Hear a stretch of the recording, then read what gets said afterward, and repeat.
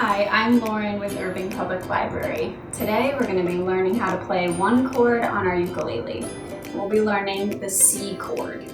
So our left hand is just gently resting on the neck of the ukulele, and we're going to take advantage of those left fingers to make our chord. We're going to use our left ring finger and place it on the 4th string and the 3rd fret. So we count our frets by those metal lines on the neck. We want to place the finger between those metal lines, not on them. That'll hurt a little bit. So we have our left ring finger on the 4th string, 3rd fret, and then we can start practice strumming down and up, and you're ready to practice your C chord. And if you'd like to do a little more ukulele learning with your Irving Library card, you do get access to lynda.com, and there's a really great ukulele fundamental lesson on there for you to practice more at home.